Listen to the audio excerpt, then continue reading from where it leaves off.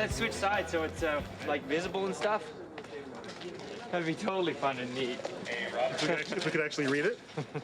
Script comes first, you read that. Then you'll see things or opportunities for things that you'd like to see or you think would be cool in the show. So you go out, take pictures of these things, show them at a meeting to the director and the production designer, sort of put an argument in for how you think it would work, and then go from there. They'll say yes or no, and it's really up to them in the long run. Well, we have a wacky Russian mafia-type pawn shop owner, and we have these great little glasses for him to wear, you know, just for sort of a comic little thing. I just kind of figured that a guy working on small things might be wearing some funky little glasses like this. So we go take pictures of them, show them to everybody, and then see what they think, and go from there. I think it's going to be a new trend. I'm not sure, but remember, it started on this show. Prop department on this movie gives me options. I say I need one of something, they have three. So anytime a prop department can give you more than what you ask for, you're in great shape. Props generally takes care of the license plates on the cars.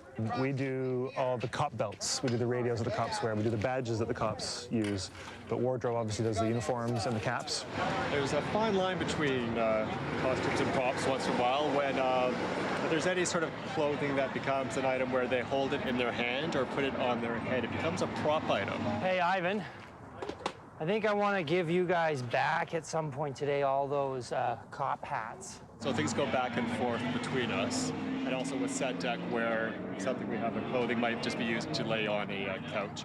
Ideal. So become a set deck thing after it's a costume thing. So we sort of all work hand in hand, back and forth. So we have 3 police officers in this scene. So we have to have all the guys have to plan everything and rent everything and budget for everything.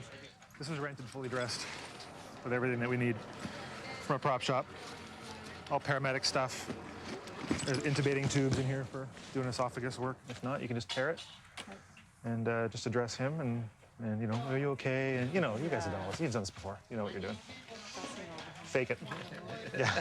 Roll sound, please. Camera's in the car to capture the actor's point of view. Over his shoulder as he arrives on the scene, he's going to be seeing cops helping injured passersby, restaurant patrons. He's going to be seeing an ambulance attendant helping someone. We have a core set of props. I have about 1,000 cell phones that I've collected over the last 6 or 7 years. 1,000, that's it? 1,000, yeah. Cheap. Dirt cheap. Looks good. That's See? the one? We need something like that to sell you. That's the one. I have all the tools that I need as an on-set props guy to fix things, to remedy problems, to put out fires, to come up with creative solutions. Very kind. All right. Excellent. And then background gag, like purses and, you know, stuff that normal people would have in a restaurant. Even though they're not featured in the film, they're still on camera, so they have to look like they belong, so it's real life.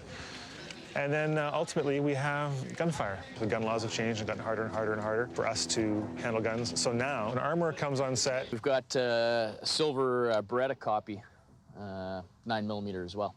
But we use everything from handguns to shotguns to full auto belt-fed machine guns. He has basically what's called a business license, which allows him to transport guns back and forth. A lot of the weapons we use are real. Okay, at one point they've fired real bullets. They've just been converted to fire blanks, but they're still extremely dangerous. You know, the blanks can shoot out about a 3-foot flame, and there's unburnt powder and the possibility of other things coming out. So, I think most of the productions appreciate having me on set, just to make sure that everything's safe. You'll see the etiquette when the guns are on set. Everything changes slightly. A lot of verbal communication between the assistant director, the actors, props guy, and the firearms technician or armor. Gunfire, 1 round, 40 loads. Here we go. We're ready and roll down, please. Ready. And action! Get down! Down! Cut. That would be 38, right? That's good. Thanks, sweetheart. Brilliant. When I first started in film, someone asked me, you know, like, how easy is it to get along with people? And I said, it's like a big family. You just have to sort of talk things through, and if there's grievances, you have to air them out, because we're here 12, 13 hours a day. It's a long time to be somewhere with people that you don't really know. Bending up the guy. Yeah, she's okay. And then I got a cop coming out the door. The cop, you want to give him anything? Let me think about that. So you have to be able to know when to say no. Not passing the buck, Dustin, but let me just deal with one thing at a time, because we're not putting people into space. We're not doing heart surgery. It's a movie.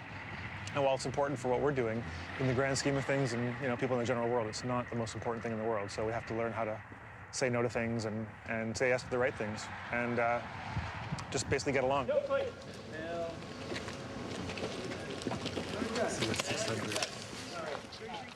If someone wanted to get into the props business, I would suggest that they get to know a props guy and find out if you'd like to have them on set to help out. And 9 times out of 10, I'll put you to work because you're a spare body, and I could really use, I could use 6 hands all day coming out of myself.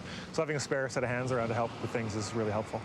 So they get that experience, and then they take that with them, and they say, I worked with so-and-so in this production, and if you have a good reputation because you're nice to people and you work hard, then you can use that person's name to get the next job and then the next job. And it takes time. It took me 3 years to really get regular work. But I've taken a picture of some action that's featured prominently in the scene. So if we have to recreate it another day, I can find out what the actors were holding, what hand they were holding it in.